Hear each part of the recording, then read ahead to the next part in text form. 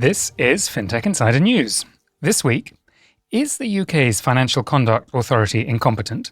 Because a new 350-page report says so. Checkout.com is trying to make it big in Japan. And Italian bank UniCredit is trying to buy everything. We'll be discussing all of this and more on today's show.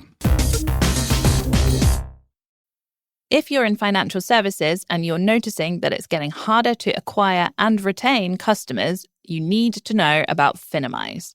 Finimize creates the world's most engaging finance content for retail investors, and you can now white label it for your platform.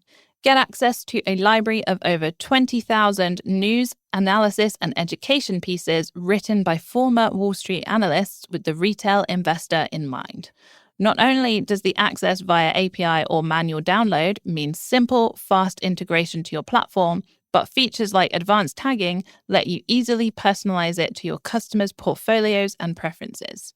With content available in over 29 languages, it's never been easier to supercharge your brand with content that resonates globally. Find out how Finimize can grow your brand or elevate your content at finimize.com/business.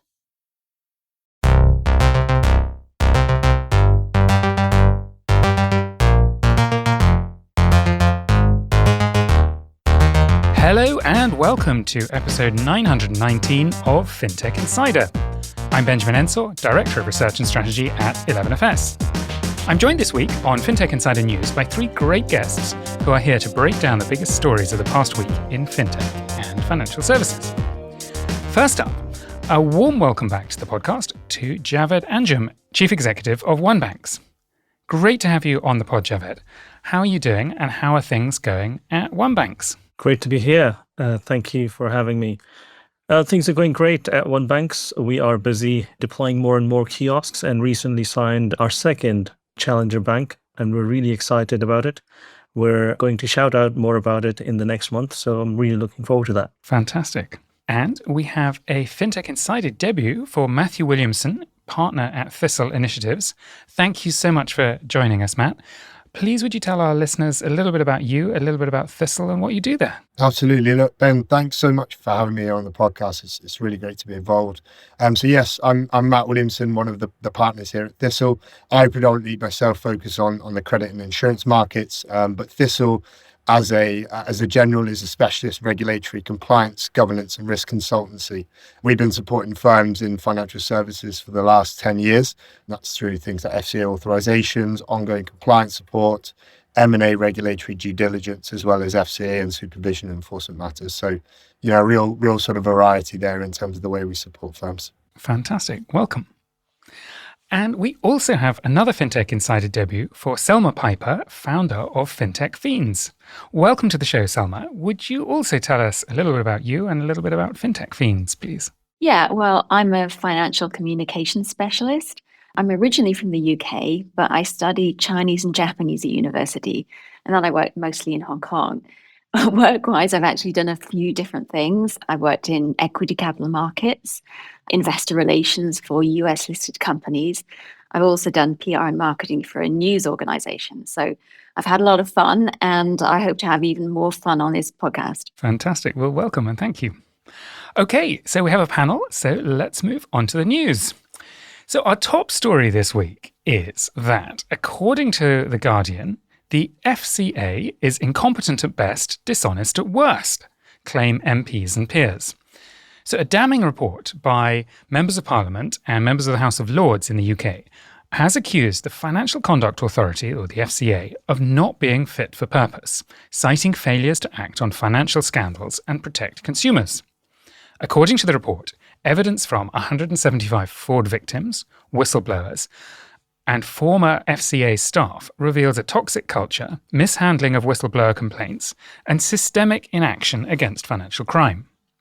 The report calls for sweeping reforms, including potentially a supervisory council, similar to the setup in Australia, potential leadership changes, and a review of the FCA's powers and funding structure. The FCA rejects the claims, pointing to recent improvements and efforts to combat financial crime. Now, this all comes at a busy time for the FCA. This week, it fined Barclays £40 million for reckless and dishonest conduct during a 2008 fundraising drive, where Barclays failed to disclose arrangements with Qatari investors. The bank has dropped its legal appeal, but denies the FCA's findings, aiming to move on from the controversy. So, some pretty harsh words for the UK's regulator. Now, the report is 350 pages, so I'm curious whether any of the three panelists have actually managed to plough through the entire 350 pages. Have any of you managed to actually read the whole thing? Not me, for sure. Okay, let's start with confidence in the FCA. Do we think this report is going to sort of affect the industry's confidence in the FCA? Javed, maybe I'll come to you first on that one. Obviously, this isn't great for the FCA. Yeah. Do you think the industry will say, hey, it's just a bunch of politicians kicking up a fuss? Or a company's going to look at this and say, wow, that's quite critical? I think it is going to be looked at for what it says. And it says quite a lot of, as you highlighted, damning things. I would assume that majority would look at it in light of all the other good work that the FCA has done in the past. And I'm specifically talking about, from our own industry perspective, the work the FCA has done in the area of access to cash to bring all the industry together and to foster engagement on alternative banking solutions. It's just been amazing. And it's something that wouldn't have happened without that level of involvement from the FCA. So therefore, I think the majority will look at it and say, yes, there are things where the regulator could improve, but also it's really good at a lot of other things that it has done over the past years, including the work on access to cash, but also consumer duty and authorized push payment fraud. Selma, what did you think of the report? Well, I don't follow the FCA particularly closely, but I was surprised. I was shocked, actually, because everything I've been hearing in recent years is how good they are at working with fintechs, regulatory sandboxes, how they're leading the way internationally, sort of a model for other regulators. So essentially surprised. What did you think, Matt? Did you think this was fair? You know, it's a really interesting one. I think there's a number of things to unpack it. You know, I think to your question earlier, is there an impact on the industry? Yes, there will be. Eye-catching headlines like that obviously does create some sort of panic or potential concern with the regulator. I think fundamentally what we're looking at here is a double-edged sword, and that's all related to the FCA's statutory objectives. So the FCA has focused certainly recently on greater consumer protection, and everything that comes with that inevitably means sort of more work for financial services businesses actually needing to comply with those new requirements. And Javed, you mentioned consumer duty. That's obviously a very topical one at the moment. The other side of this is facilitating a flourishing financial services market as well. So the regulator supporting innovation and competition. So having consumer protection on one side and innovation and competition on the other side can cause friction. And I think what we're seeing at the moment is an industry which, from a financial services market perspective, has seen that change in approach from the regulator. You know, the firms that we work with, when we look at supervision and enforcement, you know, have seen an uptick in FCA engagement. But then also, if you look at the authorization stages and applying for authorization with the regulator, the barriers to entry being much sharper. So we have seen, you know, the FCA focus more on that consumer protection side of things. And, you know, there is more to unpack there there are sort of areas there that need to be unpacked further. However, there are sort of areas on the defense side of things that we can unpack as well, because I think that, you know, to Javed, to your point, there is a lot of good that they're doing as well. Yeah, because having read or skimmed the report, I read the sort of summary and then skimmed some of the rest of the report. I haven't had time to read it all, but the report doesn't seem to do a lot of analysis of the sort of underlying root causes and figure out, okay, well, if the FCA is indeed failing in certain areas, you know, why is that happening? And therefore, you know, what could or should potentially be different. So I want to pick up on that point you were just saying, Matt, and bring you back in, Javed. I mean, let's say that there is some truth in this, and that the FCA has, in certain circumstances, you know, not been able to respond to whistleblowers, not been able to respond to people who've been victims of fraud adequately for one reason or another. What do we think might be going on? Do we think it might be, as Matt was implying, that, you know, you've got too many different objectives in the FCA if you're trying to, you know, encourage competition while simultaneously protect consumers? Is that Is it a shortage of employees? Is it turnover among employees? Is it culture? Do you have any sort of perspective on what might be hindering, a well-intentioned group of people from being as effective as they might be? I think definitely the breadth of responsibility that the FCA has in order to achieve all those objectives will inevitably create competition and a focus on areas which probably are the high impact areas. I would assume that the FCA is very focused on consumer issues, especially fraud, but it's very hard to pinpoint sitting outside what's happening inside the regulator. Indeed. Selma, one of the things that the sort of report brings in is it says, we should, the UK should look to Australia and look to the Australian model where there's this sort of Council of Financial Regulators that sits above the regulators there in Australia. It's certainly been the case that British institutions have sort of struggled a bit recently with protecting the organisation over perhaps protecting the end consumer. I mean, a couple of very high-profile cases here for international listeners. One is the Post Office, which sued its own employees for decades over faulty computer systems that were really nothing to do with the employees and ruined the lives of employees, and that the management persisted in that to sort of protect its own reputation. And then, similarly, the Archbishop of Canterbury resigned recently because, again, the Church of England had not reacted to sort of an awful case of sort of child abuse, and the organisation had sort of seemed to protect itself. And I wonder whether there's something going on here where perhaps in the FCA there's a sort of culture of protecting the organisation rather than protecting end customers. I mean, do you see that ever, Selma, in sort of other organisations? Is this a peculiarly British problem, do you think? Or do you think other countries have found ways to address this? Am I right in perhaps reports of the FCA being understaffed, particularly in areas like crypto, which suggests that they're overstretched? They're trying to do an awful lot of things. They are. Yeah, it's a huge responsibility, protecting, there's sort of 70-odd million people in the UK from all forms of financial fraud and cybercrime and so on. It's a vast scope, isn't it? I mean, I wonder if the funds aren't available for them to cover this vast array of responsibilities they have, then are there really funds available to appoint a supervisory body to supervise the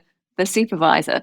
Like you said, the Church of England, if an organisation that's sort of the keeper of an industry's morals turns out not to be perfect in every way, then the horror is magnified because people who live in glass houses shouldn't throw stones. And so I can't actually compare the FCA with sort of private organisations. I mean, we were talking about the banks being fined, Metro, Starling, Macquarie, TSB and Barclays all being fined recently. And I know different types of problems, but there are obviously issues at large financial institutions, whether they're sort of private or otherwise. One of the really interesting points in this report was they were suggesting that there ought to be more individual accountability.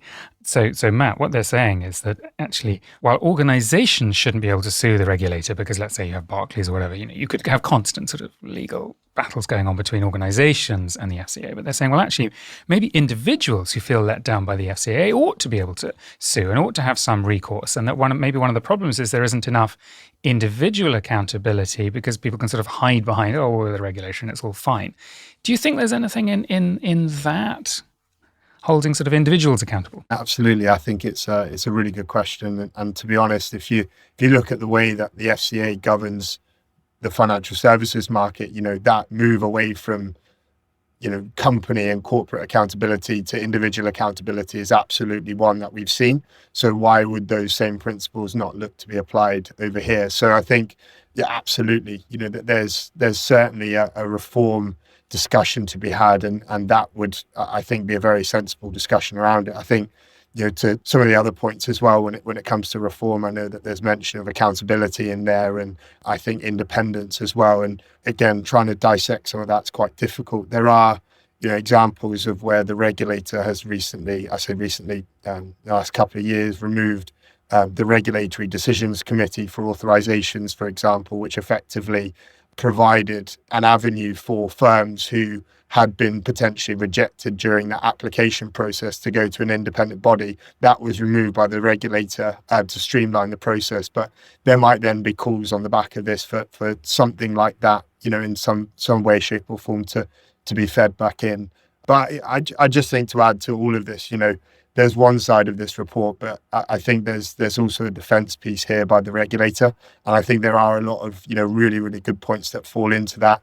I think timeframes is a really important one. So the reports over the last 3 years, we have, and I've said it, and I know Javed has mentioned it, but Consumer Duty we've had in the last year. I think there will certainly be some positive engagement on the back of that, and potentially some more beneficial outcomes for consumers on that side of things. I think as well, a larger question around the regulator becoming a data-led regulator is also a really good one. So actually, rather than doing thematic reviews and trying to reach out to firms on an individual basis, they can utilize and leverage data and technology to then try and identify those bad actors as they go through that process. So I think, there's a lot of good that the FCA is doing. I think it's just trying to get to the right position with the right governance framework. And I think there's a lot to be considered here. Yeah, this report definitely puts the cat among the pigeons. I should say the report is very clear that it doesn't sort of criticize individuals at the FCA and sort of points out, there's thousands of individuals working incredibly hard to protect consumers at the FCA. It's more, the criticisms are more aimed at leadership.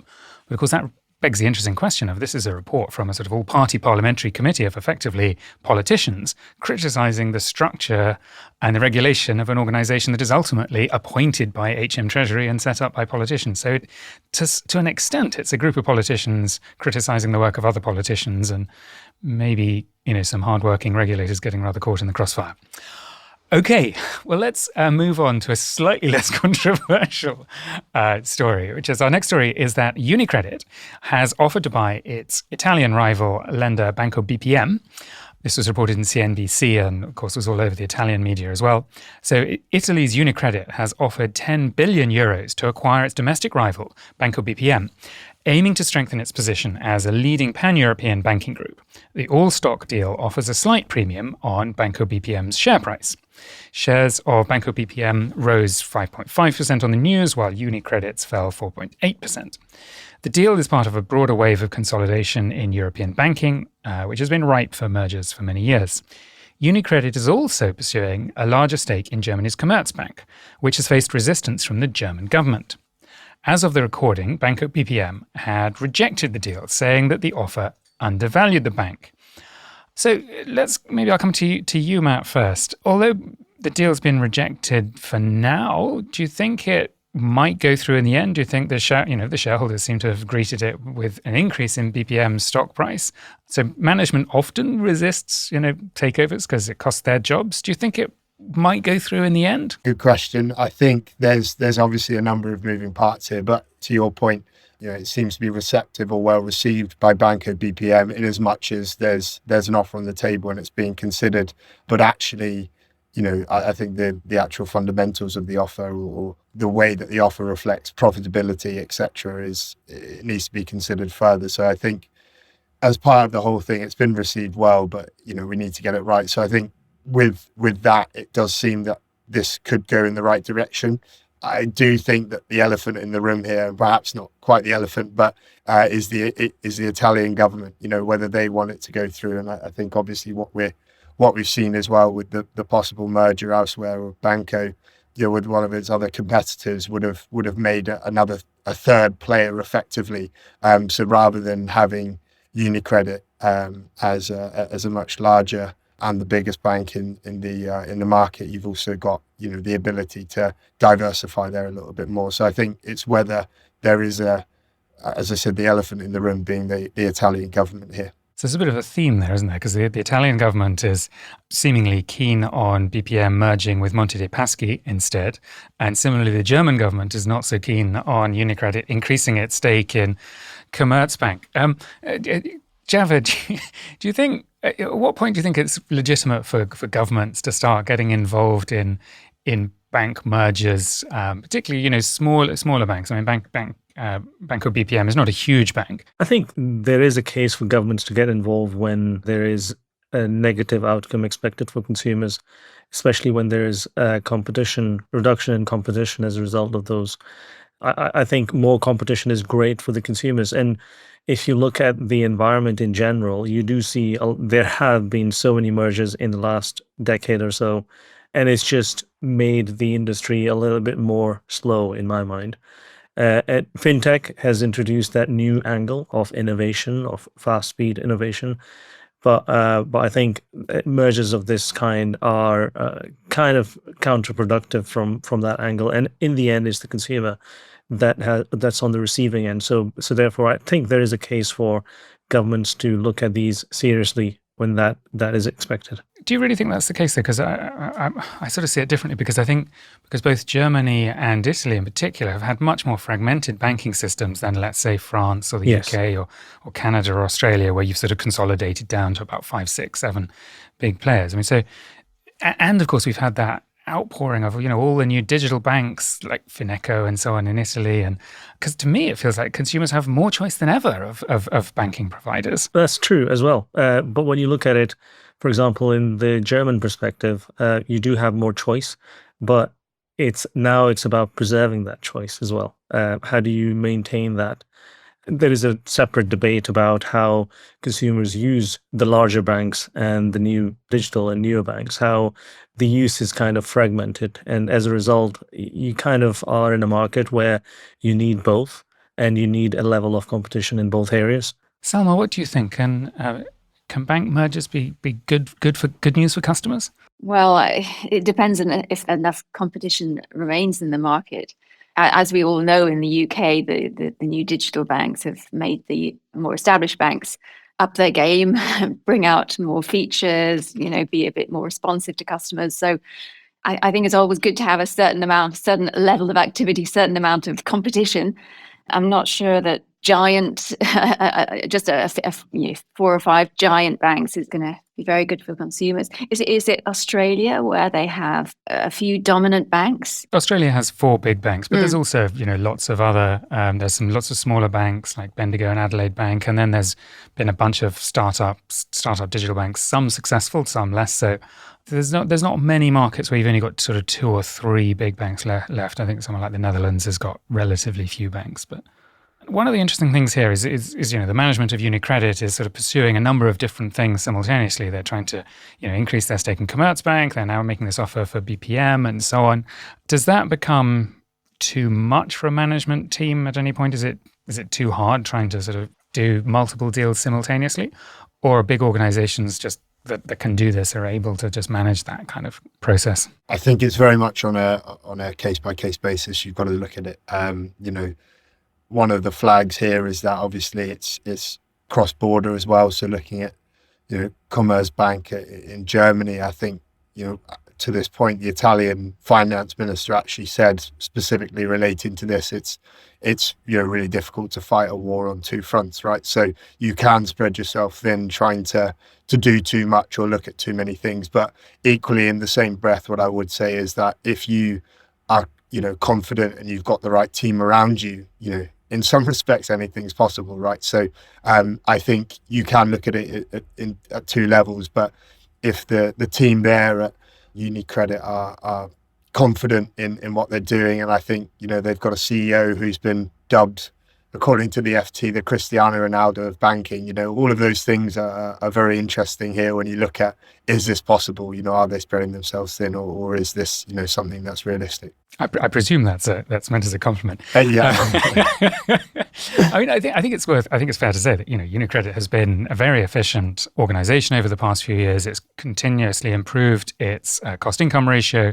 It's a highly profitable organization. It's also already a multinational organization. UniCredit has had operations in Austria and Poland that they sold more recently. They've had the stake in Commerzbank for a long time, and the other big Italian bank, Intesa Sanpaolo, also operates across multiple European countries. So, that the international dimension isn't new here.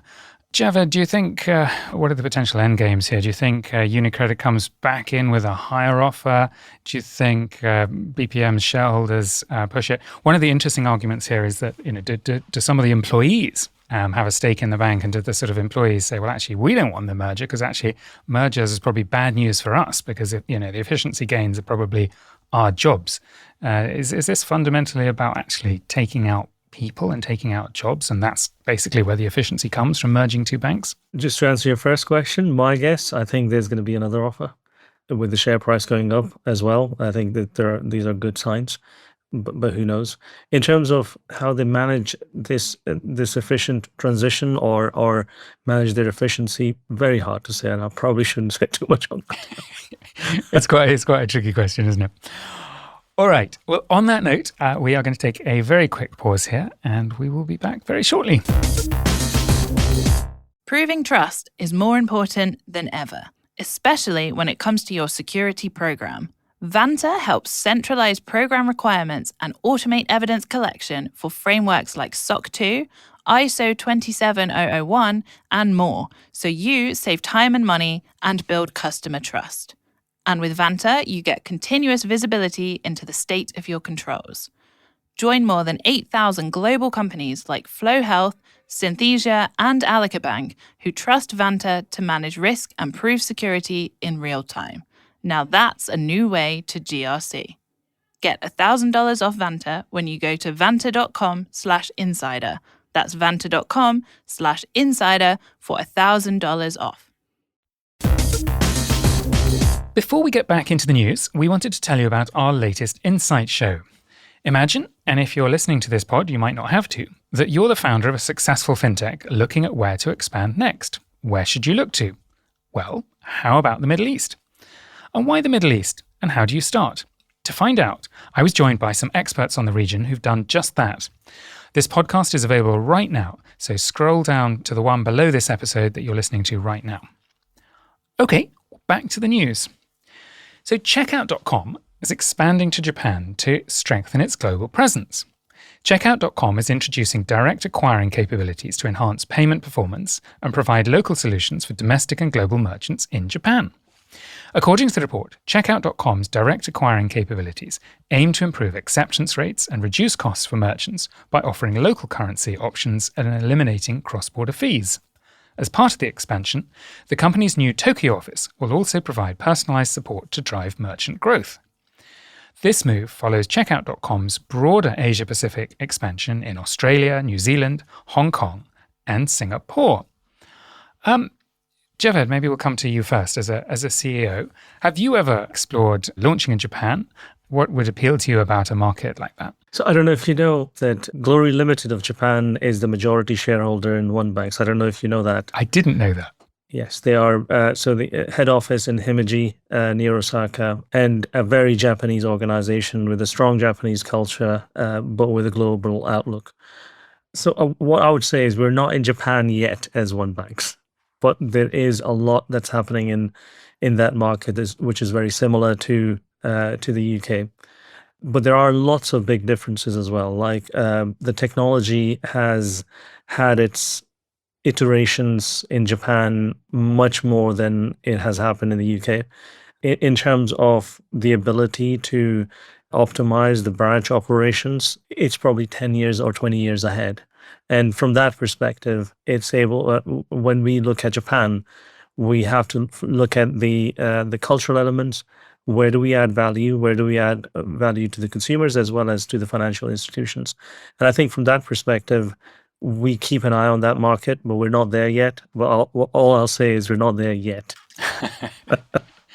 Selma, what do you think of Japan as a market for fintechs from maybe North America or Europe? Do you agree with Javed that it's actually pretty difficult to get in because Japan's a pretty sophisticated market already? Well, I gather that fintech is really lagging in Japan compared to somewhere like the UK. The younger generation might use smartphones to send money, but their elderly people are turning up at the banks with bank books. People only started using Apple Pay or debit cards a couple of years ago. And whereas, in the UK, we use Oyster cards to travel on the tube. But in Japan, like in Hong Kong, they use an Oyster equivalent to go shopping. So they go to a shop and they can buy a newspaper with that card. So different systems. But I think fintech is really quite, as I said, lagging. Cash is still used a lot. People trust cash. As you know, it's been a deflationary environment for the past 25 years or so. So it hasn't been people felt there wasn't much point putting cash in the bank and just watching it lose value. But now we're sort of entering a bit of an inflationary economy. So people are suddenly realizing that cash is not ideal. And obviously, COVID meant that people were less eager to touch money to spread.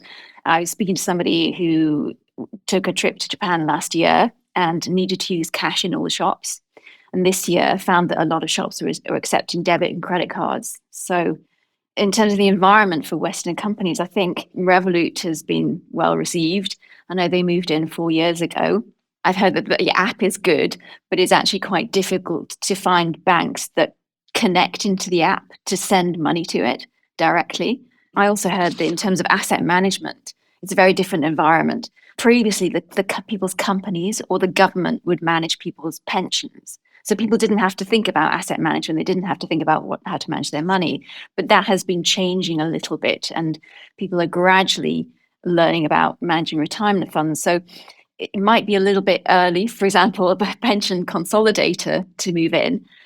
But I think the government's very keen to educate people on fintech and managing their money. So there might be opportunities around education, and there's an enthusiasm for Western companies that can bring in great, easy to use technology that will make people's lives easier because there's so much paper-based manual stuff around. I wanted to say a few things because our comments might sound contradictory, but it's not the case. So I wanted to clarify that because as OneBanx, we're in the space of optimizing the access to cash when there are no bank branches left. From that perspective, when I look at the banking industry, I look at the technology that's available inside the bank branches, the level of automation that's been put in place, and how it has evolved over time. And now, as the branches continue to close at an alarming rate in this country, when you compare that with Japan, the level of automation with cash is just mind-boggling. They use robots to replenish ATMs. When you go into a bank branch, you can pretty much do everything you want to do on what we might call an ATM in quotes, but actually it's a very, very sophisticated self-service device with 2 screens for accessibility. And when you look at it, when you use them as a Western consumer, it looks outstanding. And from that perspective, what I mean by banking is ahead is the level of automation of cash. And the level of automation of cash has reached a stage where you almost feel the use of cash is very convenient. You refer to the transportation network, and it's called the IC cards, isn't it? The integrated circuit, which is basically essentially a contactless card. I had a very interesting experience where I used the transport system, and you have to load that card with cash. So you have to go to a machine, put cash in. But if you don't have that card, or if you don't have cash, that card is useless. And I think this is where the innovation part comes in. And I think this is where companies like checkout.com can really make a difference. And I agree with you. I think from when you look at fintech as purely non-cash, digital only proposition, that's where there is definitely a gap in that market. What did you think, Matt? Do you think Japan is a sort of untapped opportunity for Western fintechs or not?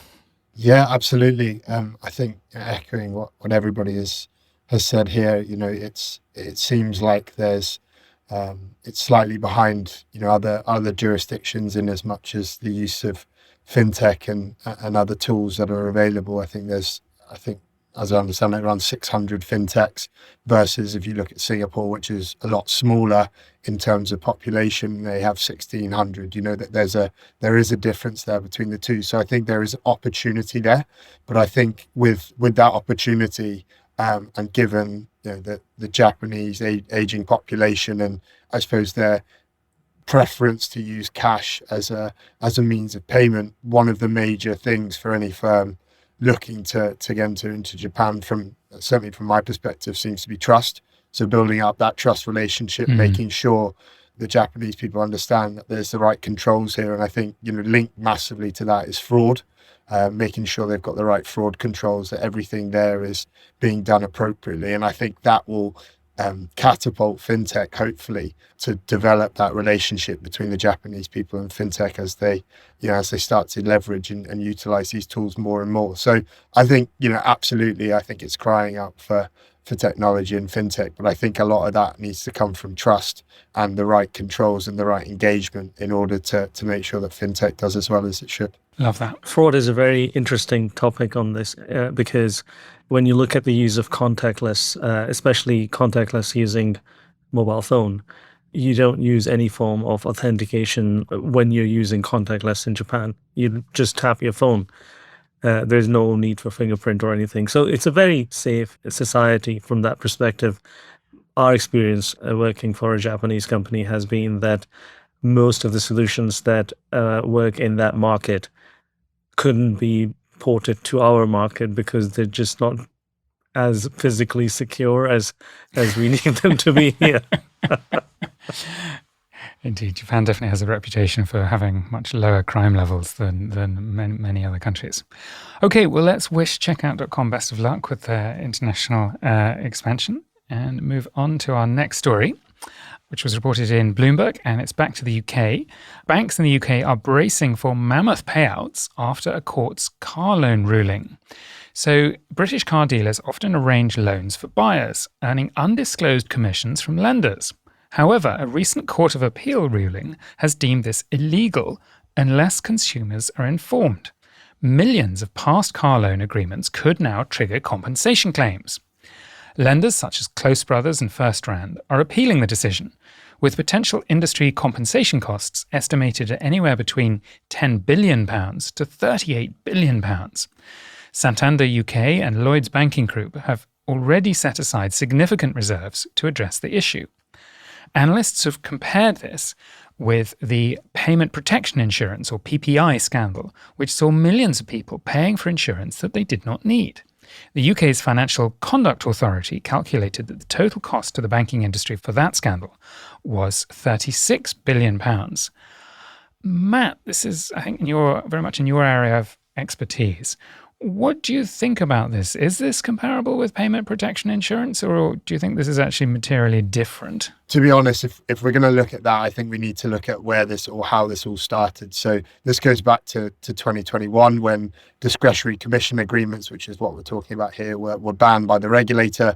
I think on the back of complaints that had been received, the FCA wanted to undertake a review of the market. And I think what they're gearing towards is potentially a large remediation project, exactly the same as PPI in that context. I think there are differences and we'll come on to those. But the FCA is still very much in the weeds of all of that. So alongside this, we've obviously got the Court of Appeal ruling.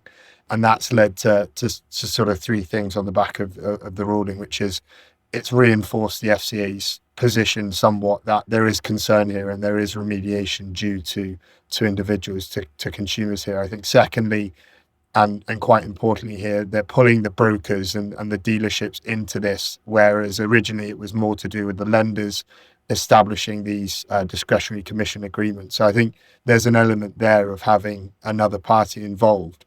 I think thirdly, and actually this is probably one of the really key points and the biggest impact, is that the ruling by the Court of Appeal suggested that other lenders and brokers outside of motor finance would need to disclose commissions as well.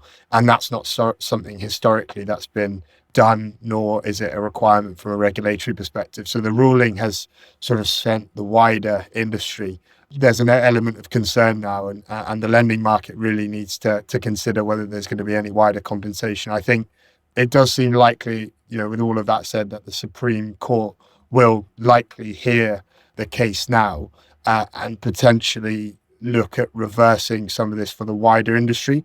But I do think fundamentally what we're looking at here is a remediation program for motor finance industry, the lenders, and I think as well on the back of this ruling, the brokers as well.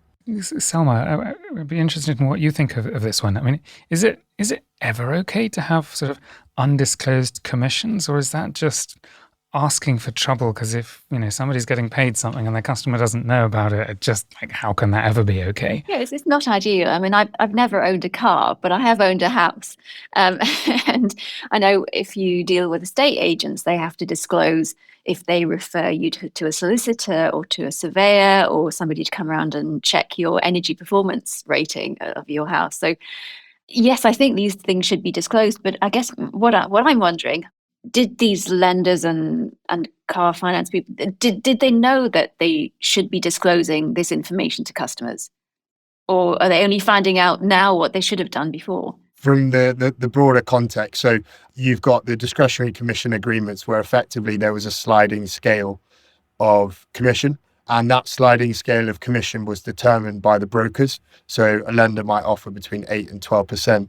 The broker would then say, we're actually going to charge 12% on this agreement, and then the customer would pay for that 12%. They wouldn't tell the customer that it was 12%, but they would tell the customer that a commission was being charged. So they weren't disclosing the exact amount. So I suppose that's where the difference is at this stage. I suppose the interesting question here is that this comparison with the payment protection insurance, because payment protection insurance was about selling people something they didn't need, and of course, salespeople earning commission on selling people something they didn't need, and sometimes not even telling them that they were selling something they didn't need. Whereas here, the people did indeed want the car loan, right? They wanted to buy the car. It's just they didn't know about the commission. So it feels to me like this is bad, but not as bad. I mean, do you agree with that, Matt? I mean, is it fair to put this on the same scale as the payment protection insurance scandal, or is this a little bit different? No, I completely agree with that. This is a product absolutely that fundamentally serves millions of people every year, and regardless of the commission structure, it's an important product. I think what we're looking at here is perhaps something not on the same scale, nor is it necessarily as much of a scandal.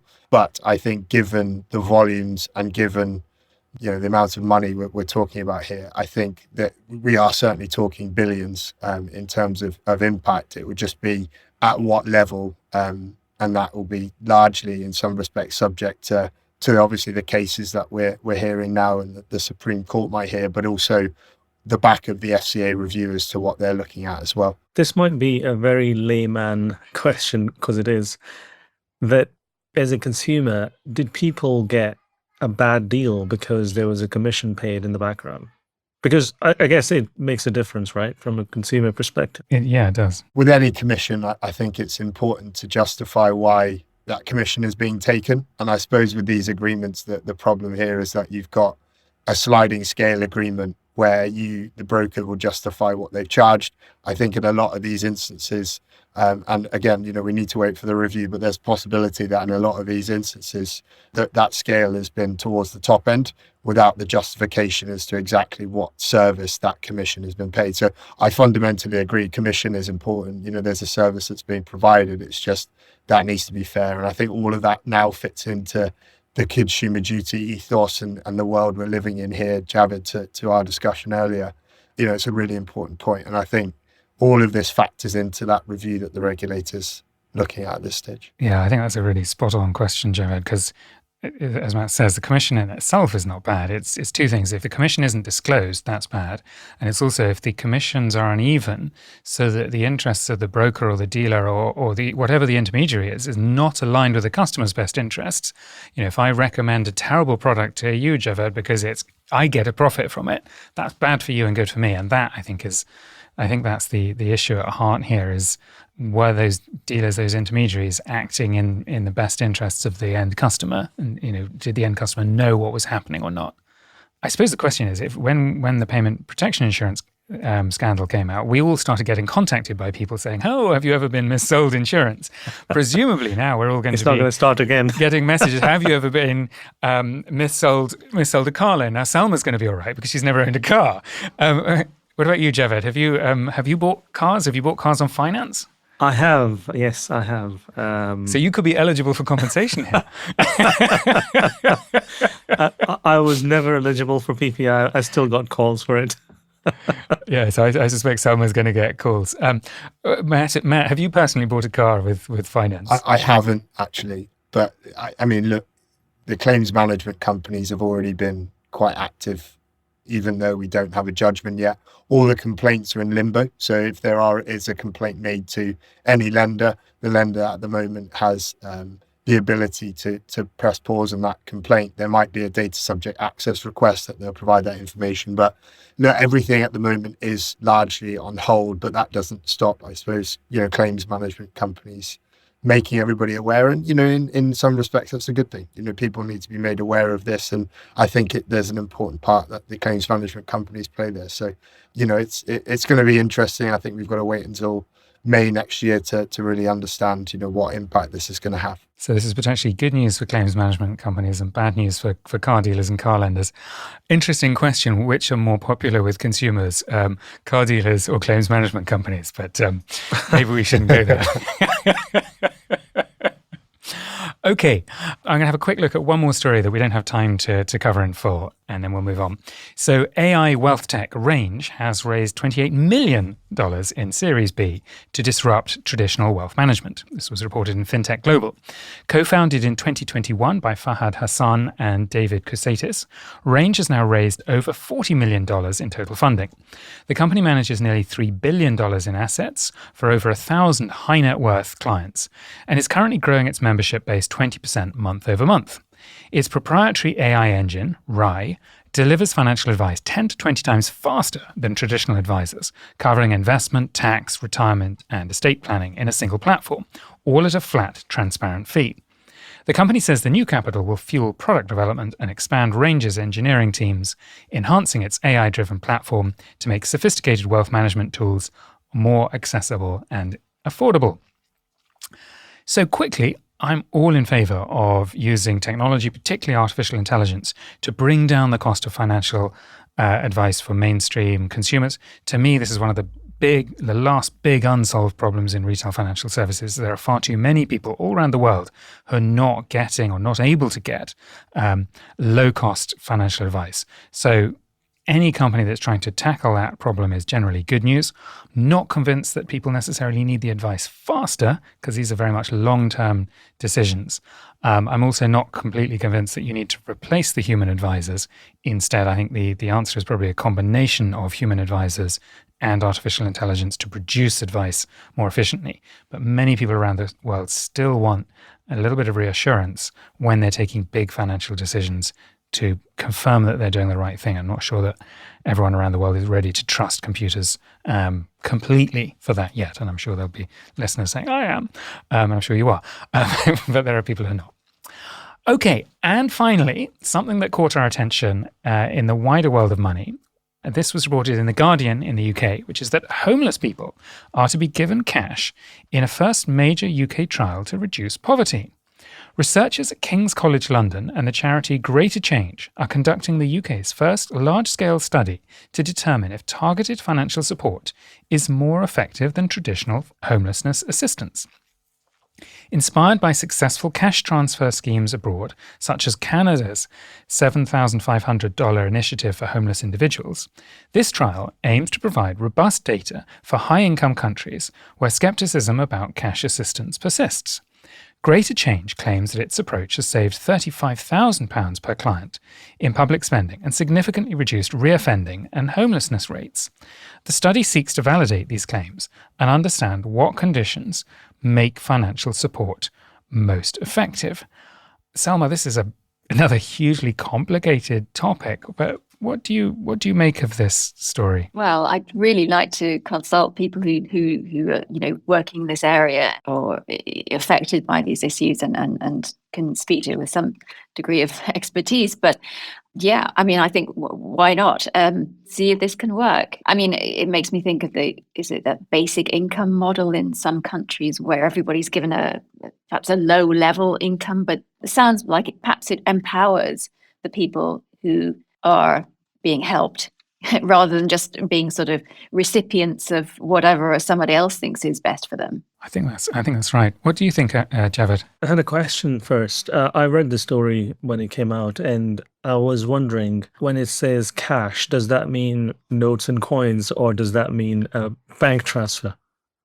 Or does it not matter? To me, it doesn't matter. But there was a reason why I was thinking about it. I suppose if you are homeless, you may not actually have access to a bank account. It depends on your circumstances. It's going to depend on what's forced you to be homeless. So I'm not sure either. It may be a mix of actual physical cash, or it may simply be money. It could be things like prepaid cards and so on, which are other ways of distributing cash to people. Because I was thinking about the infrastructure need for distributing that amount to those who need it.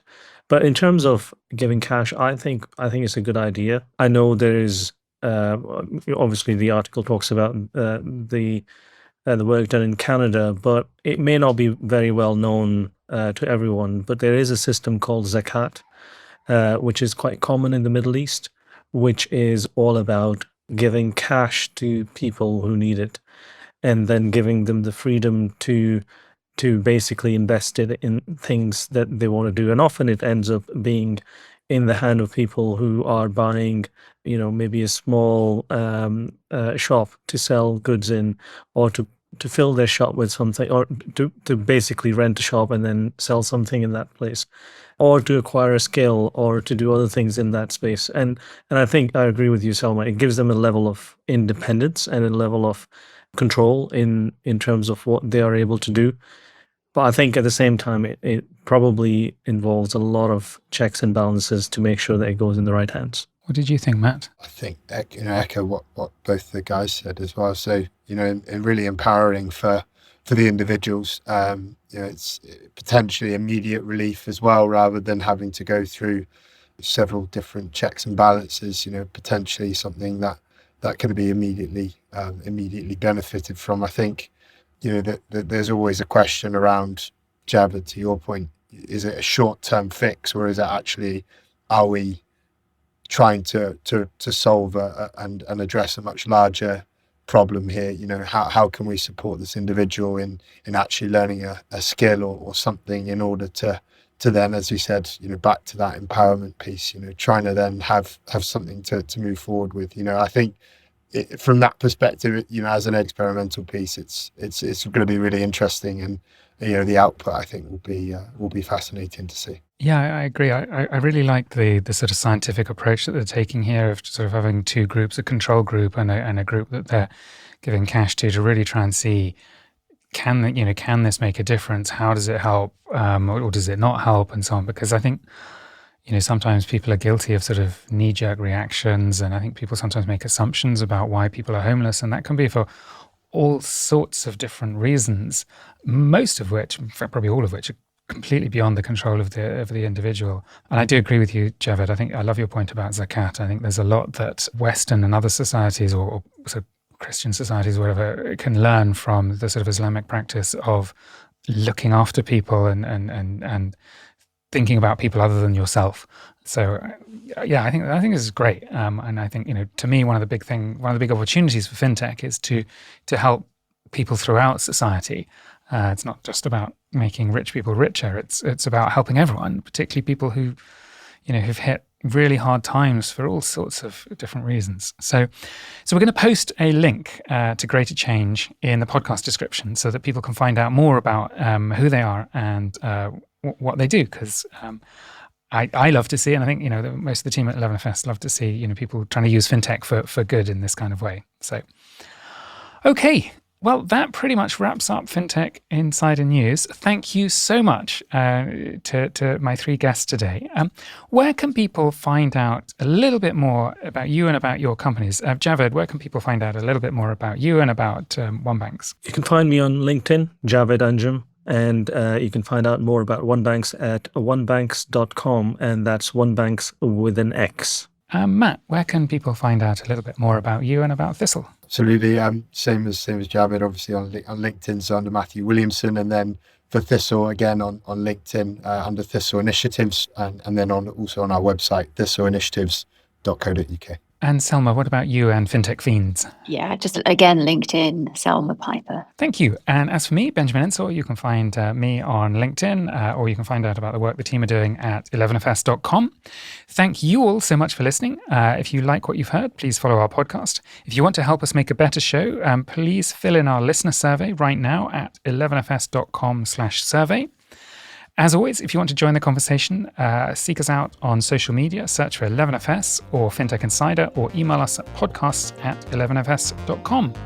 And why not join our new WhatsApp community channel, where you can get the inside track on all of our content. Just get involved via one of the links in the description below.